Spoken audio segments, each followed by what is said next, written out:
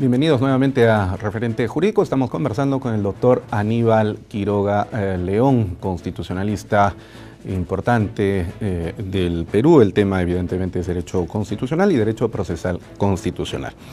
Doctor Quiroga, habíamos señalado en el bloque anterior que si la Constitución es el objeto de estudio del derecho constitucional, y usted utilizó la metáfora de indicar de que el derecho procesal constitucional viene a ser algo así como los glóbulos blancos del derecho constitucional. ¿Cuál es el objeto de atención de esta novedosa disciplina? Novedosa entre comillas, por supuesto, pero porque en el Perú antes no existió derecho procesal constitucional, sino hasta después de la Constitución del 93. El objeto de atención del derecho procesal constitucional. Lo que ocurre es que la Constitución es una norma política y distribuye poder. Le dice legítimamente, tú vas a ser presidente, tú vas a ser alcalde, tú vas a ser diputado, tú vas a ser senador, y tú eres el ciudadano que tiene que cumplir con esas normas, y cada uno tiene parámetros de comportamiento. Esos parámetros de comportamiento tienen dos dimensiones. La dimensión orgánica, la Constitución se cumple como tal, y una dimensión subjetiva. Los derechos constitucionales, los grandes principios de las libertades de las personas, se cumplen o no se cumplen. Y entonces, en la historia, después de nacida la Constitución, se fueron gestando o autogestando mecanismos de control constitucional. El primero de ellos fue la Judicial Review, creada en 1803, en la sentencia del caso Marbury versus Madison. En Estados Unidos. En Estados Unidos, donde el juez John Marshall sentó el principio de que una ley contraria a la Constitución, una ley nula y repugnante. Y por lo tanto, el Poder Judicial, la Corte Suprema, tenía la posibilidad de inaplicarla frente al Congreso. Ese fue el nacimiento del control difuso a nivel judicial. Eso quedó así. Eso pasó de distintas maneras a América. Nosotros tuvimos un primer embrión en la Constitución de 1856, cuyo artículo 10 decía: es nula y sin valor toda ley cuanto se ponga en la Constitución. Pero en verdad no ingresa como tal, como control constitucional, sino hasta la Carta del 79. Desde 1856 hasta 1979 hubieron distintos instrumentos que se fueron gestando poco a poco, pero orgánicamente no llega hasta la Carta del 79. Sin embargo, este sistema de la Judicial Review norteamericana no pasa a Europa, no cruza el Atlántico. Y no lo hace no porque los europeos sean desconocedores del sistema, sino porque cae en un sistema judicial norteamericano que no se puede replicar en ninguna parte. Entonces hubo un gran debate en el siglo XX entre Ferdinand de La Salle y Carl Schmitt en Alemania acerca de quién tenía que ser el guardián de la Constitución. Y al final ese debate quedó, digamos, empatado, y fue Kelsen, Hans Kelsen, a principios del siglo XX, desarrolla la tesis de que el guardián de la Constitución tenía que ser un tribunal constitucional distinto al Poder Judicial, pero en realidad clonado del Poder Judicial, por eso es un tribunal con jueces y magistrados que pudiera conocer tres grandes competencias, que son las mismas que se repiten hasta ahora. Primera, la acción contra la ley. La ley puede ser llevada a ese tribunal constitucional para que el tribunal diga si la ley es o no compatible con la Constitución. Y si no es compatible, la deroga con efectos generales. En segundo lugar, el conflicto de competencias. En Europa, muchas naciones se habían conformado por pequeños estados que tenían una serie de competencias de fuero, y entonces habían superposiciones entre el gobierno central y estos estados pequeños, y entonces había que dirimir las competencias. Y la tercera, que fue la más reciente, fue el control de las libertades, lo que se llama la jurisdicción de la libertad, en la expresión de Mauro Capelletti, que es el amparo, el habeas corpus, o como se llama, la acción de garantía, porque no en todos los países tienen la misma denominación. A esto, la doctrina española le llama justicia constitucional, y la doctrina francesa le llama jurisdicción constitucional, y así lo recibimos nosotros en los años 80. A partir de entonces, se fue sistematizando ese tipo de cuestiones, sobre todo, como digo, con la Carta 79.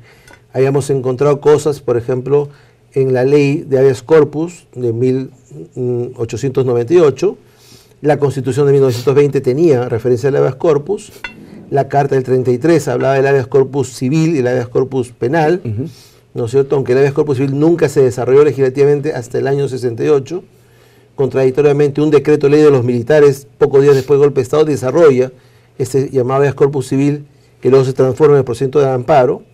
el artículo 8 de la Ley Orgánica del año 63 del Poder Judicial hablaba del control difuso.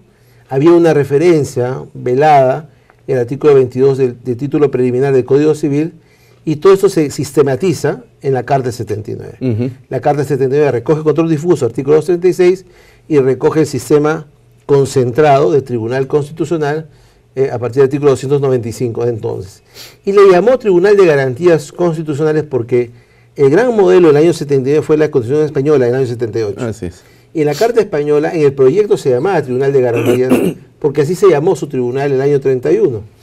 Sin embargo, en la revisión final, los españoles fueron al Tribunal Constitucional y nos quedamos con el nombre que tenía el proyecto.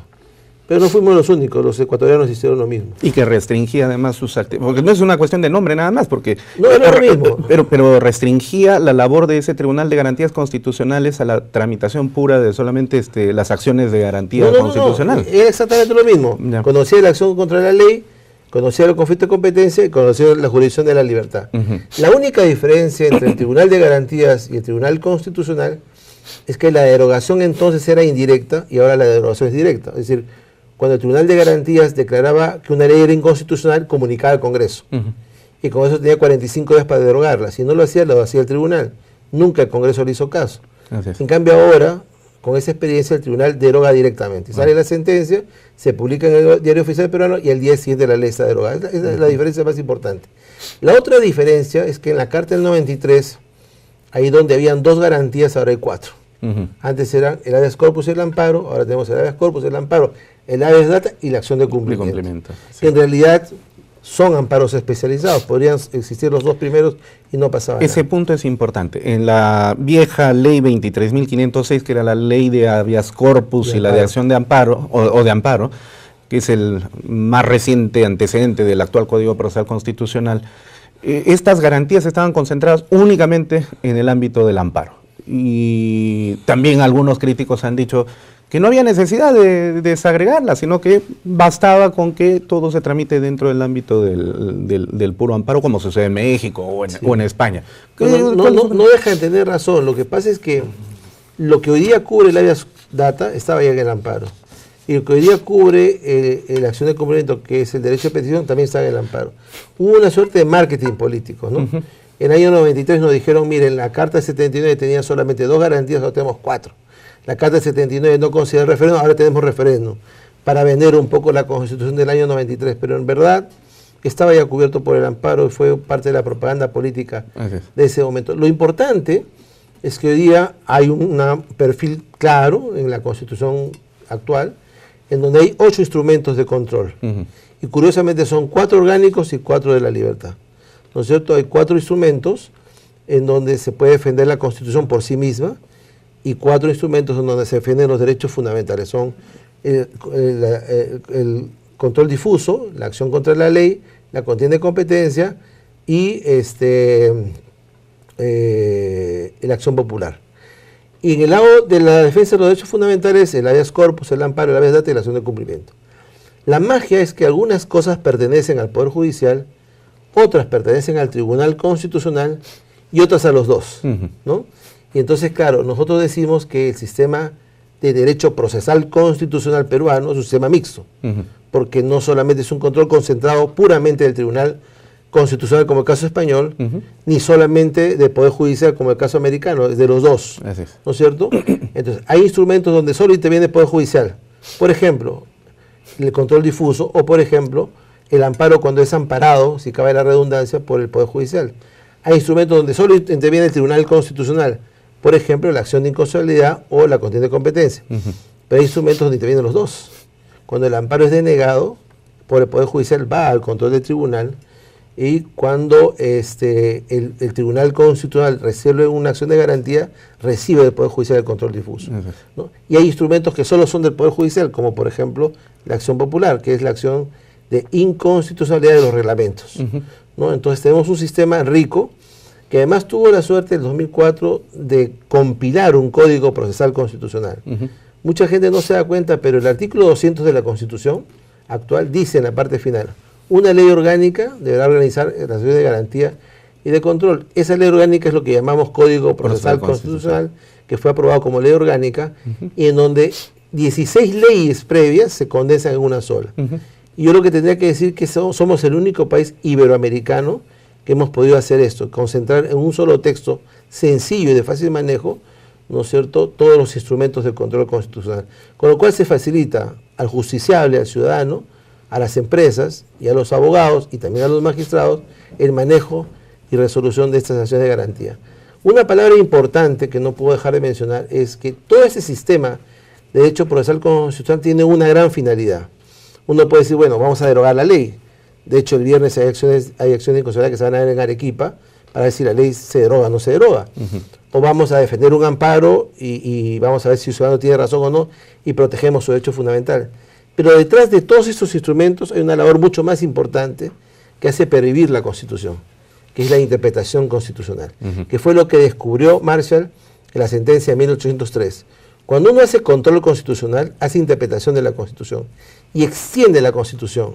Por lo tanto, el texto constitucional, al ser político, es un texto valorativo, es un texto que contiene principios, que contiene postulados, que con el tiempo se van desarrollando y van creciendo, y por eso la necesidad de una reforma constitucional se hace menor. Por ejemplo, tanto la actual Constitución como la de 1826, por decir una, ¿no es cierto?, decían todas las personas nacen libres iguales ante la ley. Pero había esclavitud. Y la Constitución convivía con la esclavitud. O, por ejemplo, el derecho al honor. O, por ejemplo, el derecho a la vida. Son derechos que hoy día tienen una mayor fortaleza que antes. Pero el texto decía lo mismo. ¿Qué es lo que ha cambiado? El contenido valorativo de su interpretación, ¿no? Entonces, los sistemas de control, tanto el americano como el europeo, un sistema mixto como el peruano, detrás de los mecanismos e instrumentos, tiene una gran tarea muy importante, que es la interpretación constitucional. El Tribunal Constitucional o Poder Judicial dirá, el texto de la Constitución dice esto, o no dice esto, o lo extiende, o lo restringe, y por lo tanto va dotando de contenido, de viabilidad, de fortaleza y de perdurabilidad al texto constitucional. Para eso existe el derecho procesal constitucional.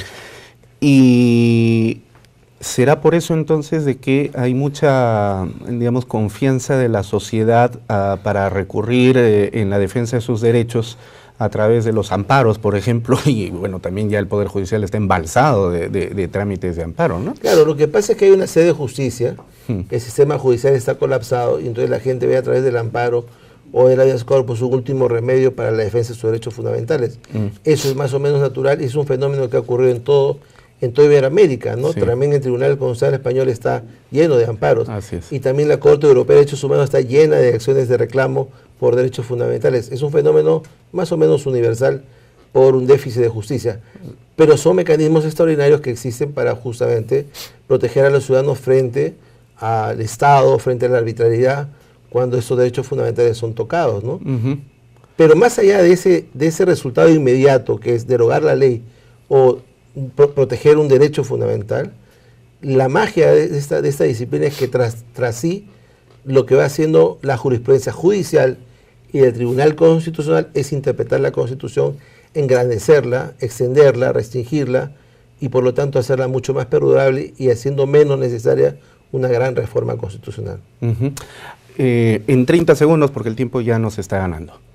Este modelo procesal constitucional que tenemos plasmado en el actual Código Procesal Constitucional está funcionando, pero ¿hay algunas propuestas de modificación, de renovación de este código o debe mantenerse como está? Bueno, de hecho sí, hay una comisión en Misión Justicia, en la cual yo pertenezco, donde estamos sugiriendo algunas mejoras que dan producto de la experiencia. Que sin alterar que no le cambian el sentido esencial, que porque no es necesario hacerlo, como toda norma, pero en general funciona bien.